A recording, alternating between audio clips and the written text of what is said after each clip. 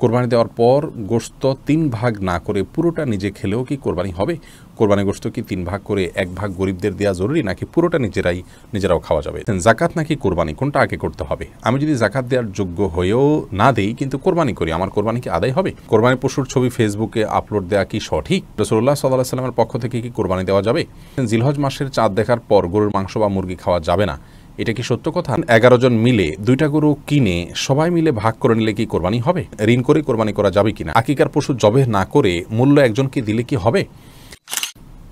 আমরা আর বিলম্ব না করে চলুন আপনাদের গুরুত্বপূর্ণ প্রশ্নগুলোর উত্তর দেওয়ার আলোকিত ভুবনে প্রবেশ করি।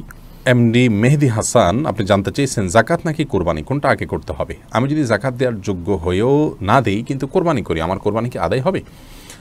দেখুন, জাকাত এবং কোরবানি দুটি পৃথক ইবাদত। আপনি যদি জাকাত না দেন তার জন্য অপরাধ হবে, কোরবানি না দিলে তার জন্য ভিন্ন অপরাধ হবে। কেউ জাকাত দিচ্ছেন না, সেটা অনেক বড় অপরাধ তিনি করছেন, কিন্তু জাকাত না দিয়ে কেউ যদি কোরবানি করেন তাহলে ব্যাপারটা এরকম হয়ে গেল যে আমি তুলনামূলক অনেক গুরুত্বপূর্ণ কাজ বাদ দিয়ে কম গুরুত্বপূর্ণ কাজ করলাম। অনেকটা বলতে পারেন লুঙ্গি খুলে পাগড়ি পরার মতো। কারণ আপনি অর্থ খরচ করে জাকাত দিচ্ছেন না, জাকাত গরিবকে পরিপূর্ণ দিয়ে দিতে হবে হয়তো সেই কারণ থেকে। আবার কোরবানি দিচ্ছেন কারণ কোরবানি গোশত আপনি আহরণ করবেন, নিজের বাসায় উঠবে, সেজন্য হয়তো দিচ্ছেন। আল্লাহ মাফ করুক, সবারই উদ্দেশ্য থাকবে এমনটাই নয়, কিন্তু এরকম উদ্দেশ্য থাকতে পারে অনেকের। তো এরকম যদি হয় তাহলে এটাতে কোরবানি নয়, এটা নিছক গোশত খাওয়ার উৎসব। এই কোরবানি তো কোরবানি হবে না। আর যদি এমন হয় যে তিনি জাকাতটা দিয়ে থাকেন, এখন হয়তো এবছর জাকাত দেন নাই বা দিবেন, এরকম হয়, তাহলে সেক্ষেত্রে তিনি অবশ্যই কোরবানি দিতে পারেন। এবং কোরবানি যেহেতু একটা নির্দিষ্ট সময়ের মধ্যেই দিয়ে ফেলতে হবে, অতএব এটি দিয়ে পরবর্তীতে তুমি যত দ্রুত সম্ভব তার জাকাত তিনি আদায় করে দিতে পারবেন। তামান্না আফরোজ জানতে চেয়েছেন রাসূলুল্লাহ সাল্লাল্লাহু আলাইহি ওয়াসাল্লামের পক্ষ থেকে কি কোরবানি দেওয়া যাবে? রাসূলুল্লাহ সাল্লাল্লাহু আলাইহি ওয়াসাল্লামের পক্ষ থেকে কোরবানি দেওয়া যাবে, যেমনটি আলী রাদিয়াল্লাহু তাআলা আনহু দিতেন। বাইহাকী সহ বিভিন্ন হাদিসের কিতাবে বর্ণিত হয়েছে যে নবী করিম সাল্লাল্লাহু আলাইহি ওয়াসাল্লামের ওফাতের পরে তিনি কোরবানি দিতেন এবং তিনি বলেছেন যে নবী সাল্লাল্লাহু আলাইহি ওয়াসাল্লাম আমাকে ওসিয়ত করেছেন, অতএব তার পক্ষ থেকে কোরবানি দেওয়া যাবে। ফাতেমা খাতুন জানতে চেয়েছেন জিলহজ মাসের চাঁদ দেখার পর গরুর মাংস বা মুরগি খাওয়া যাবে না, এটা কি সত্য কথা? না, এটি সম্পূর্ণ ভুয়া এবং ভিত্তিহীন কথা, কুসংস্কারাচ্ছন্ন কথা। জিলহজ মাসের চাঁদ দেখা যাওয়ার সাথে আপনার গোশত খাওয়ার কোনো সম্পর্ক নেই। কেউ যদি মনে করেন যে আমি কোরবানি গোশতর আগে আর গোশত খাবো না, তাতে করে কোরবানি গোশতের প্রতি আমার আকর্ষণ তৈরি হবে, আল্লাহ রাব্বুল আলামিনের মেহমানদারি সেটাকে আমি খুব আগ্রহ ভরে অ্যাকসেপ্ট করব, সেটি তার ব্যাপার। কিন্তু জিলহজ মাসের চাঁদ দেখা গেলে আর কোনো গোশত খাওয়া যাবে না, এটি সম্পূর্ণ ভিত্তিহীন কথা। এমডি বোরহানুদ্দিন জানতে চেয়েছেন 11 জন মিলে 2টা গরু কিনে সবাই মিলে ভাগ করে নিলে কি কোরবানি হবে? 11 জন মিলে যদি কোরবানি করেন 2টি গরু, তাহলে সেক্ষেত্রে তাদের কোনটাতে কতজনের ভাগ আছে এটিকে নিরূপণ করতে হবে। যদি এমন হয় যে সবগুলোতেই 50-50 করে তারা ভাগ করেন, তাহলে কোরবানি বিশুদ্ধ হবে না। কারণ হলো সেক্ষেত্রে একটা গরুতে সর্বোচ্চ 7 ভাগ করা যায়। তারা 11 জন মিলে যদি 2টা গরু করেন, তাহলে তাদের 2টা গরুতে হলো আপনার 11 ভাগ হলে আপনার তারা একটা গরুতে এখানে ভাগটা সুষম হচ্ছে না। তার মানে আপনার যদি 5 ভাগ করে হয় একটা গরুতে, তাহলে সেটি একটা বিষয় হয় 10 জন।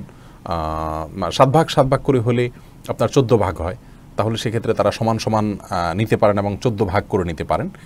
অর্থাৎ 14টা নামের তরফ থেকে হতে পারে, বা তার কমও হতে পারে, 10টা হতে পারে, 12টা হতে পারে। কিন্তু 11 জন মিলে যদি 2টা গরু কিনেন, সেক্ষেত্রে কোন গরুতে কতজনের তরফ থেকে দিচ্ছেন এবং পূর্ণাঙ্গ একটা অংশ অথবা একাধিক অংশ, এটার টাকা একজনে দিবেন এবং সেটার দায়িত্ব একজনে নেবেন, এরকম হতে হবে। এমন হতে পারবে না যে একটা অংশ সেটার ভাগ কয়েকজন মিলে নেবেন, একাধিক ব্যক্তি নেবেন, এভাবে দিলে কোরবানি হবে না।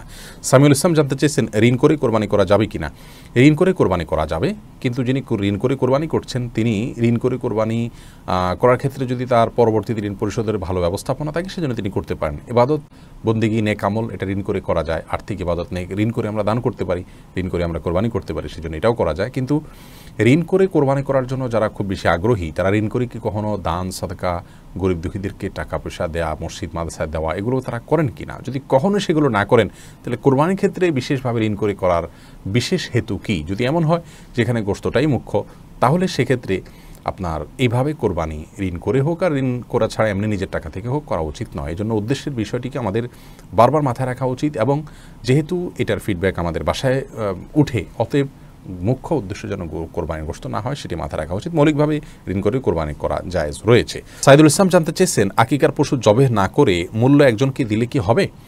না, আকিকার পশু, কোরবানির পশু এগুলো জবেহ ছাড়া মূল্য পরিশোধ করলে হবে না, কারণ এখানে জবেহ করাটা উদ্দেশ্য এবং এটাই মূল।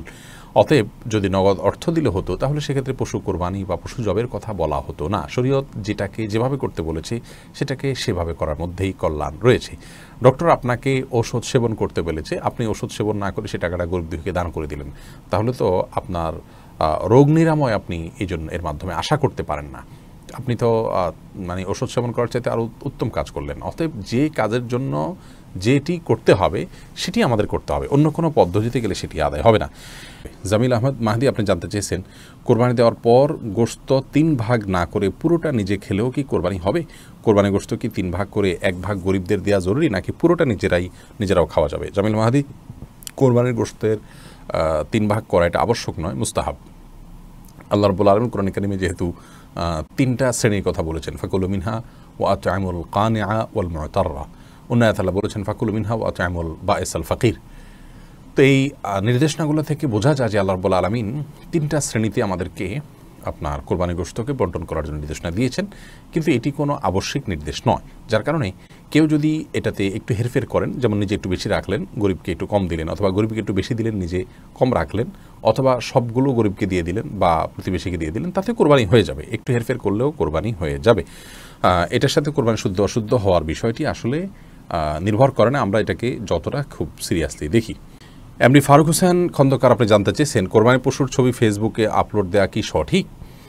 কোরবানির পশুর ছবি ফেসবুকে আমরা আজকাল আপলোড দিয়ে থাকি, এবং শুধু আপলোড দেওয়াই নয়, কয়েক দফায় আমরা আপলোড দিয়ে থাকি। কোরবানির পশু কিনতে যাওয়ার সময়, কিনে আনার পর, জবের পর, গোশত আহরণের পর, খাওয়ার সময় সেলফি বা সাধারণ ছবি তোলা, এগুলো করে করে আমরা সোশ্যাল মিডিয়াতে সেগুলোকে প্রচার করে থাকি, এবং এটিকে আমরা করে থাকি অনেকটা বিনোদনের অংশ হিসাবে। সন্দেহ নাই সুস্থ বিনোদনের যে জায়গাগুলো সেগুলো আজকাল অনেক বেশি সংকীর্ণ হয়ে গেছে, যার কারণে একটি ইবাদত সেটিকে, বিশেষ করে যার সঙ্গে আনন্দ এবং উৎসবের বিষয়টি রয়েছে ইসলামিক দৃষ্টিকোণ থেকেই, সেটিকে আমরা নিয়ে যদি আনন্দ করি তাহলে এটাকে অনেকেই মনে করেন যে খুব বেশি দর্শনীয় কিছু নয়।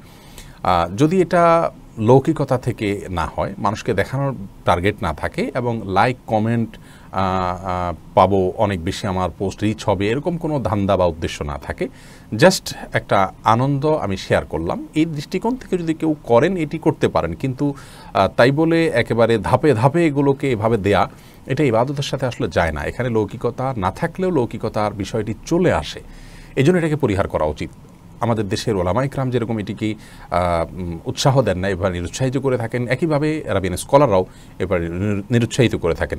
ডক্টর সাঈদ আমের, যিনি আল আজহারের আমিন আম ইফতার ফতোয়ার বিভাগের, তিনি এবং আরও অন্যান্য স্কলারদের অনেকেই এ ব্যাপারে নিরুৎসাহিত করেছেন, এবং এটাকে কেউ কেউ নাজায়েজ বলেছেন। বিধায় যথাসম্ভব এগুলো থেকে আমাদের বর্জন করা উচিত। শেখ মোহাম্মদ সাল্লাম ওসামিন রাহিমাহুল্লাহ এটিকে সম্পূর্ণ নিষিদ্ধ এবং নাজায়েজ বলেছেন।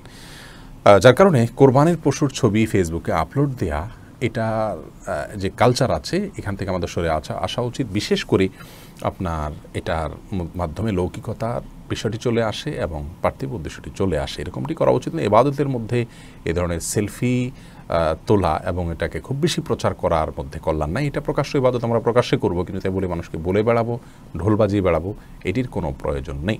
কোরবানির ঈদ উপলক্ষে আমরা নানাভাবে আমাদের আনন্দের কথা প্রকাশ করতে পারি, কিন্তু সেটার জন্য আমার ইবাদতকে দেখেই বেড়াতে হবে। অনেক সময় দেখা যায় অনেকে দেখাতে চান আমার এই পশু আমি কোরবানি করছি, আকার এরকম বড়, এই উদ্দেশ্যগুলো এখানে চলে আসে। যেহেতু অসৎ উদ্দেশ্যের দুয়ার এখানে অনেক বেশি উন্মুক্ত, সেজন্য এটা পরিহার করা উচিত। হ্যাঁ, কেউ যদি সৎ উদ্দেশ্যে করেন, কেনাবেচার উদ্দেশ্যে অথবা কোনো কারণে ভালো কোনো উদ্দেশ্যে করেছেন, তাহলে সেটি জায়েজ হবে ইনশাআল্লাহ। এরপরে নাজমুল হাসান শিহাব জানতে চেয়েছেন, মহিলারা কি ঈদগাহে যেতে পারবেন? মহিলারা যেন ঈদগাহে যান সেজন্য নবী করিম সাল্লাল্লাহু আলাইহি ওয়াসাল্লামের সুস্পষ্ট এবং অত্যন্ত জোরালো বক্তব্য আছে। এমনকি যারা মাসিকে আছেন, ঋতুবতী আছেন, তাদের কথাও নবী সাল্লাল্লাহু আলাইহি ওয়াসাল্লাম বলেছেন তারাও যেন ঈদগাহে যান, এবং তারা নামাজ পড়বেন না, কিন্তু জিকিরে, দোয়ায়, আনন্দে শামিল হবেন। আবার যাদের পর্দা করে যাওয়ার ব্যবস্থা নাই তাদেরকে বলা হয়েছে অন্যের পর্দার বা ওড়নার মধ্যে মাথা লুকিয়ে হলেও পর্দা করে তারা যেন যান। তার মানে নবী করিম সাল্লাল্লাহু আলাইহি ওয়াসাল্লাম মেয়েদেরকে আপনার ঈদগাহে যাওয়ার ব্যাপারে খুব বেশি উৎসাহ দিয়েছেন।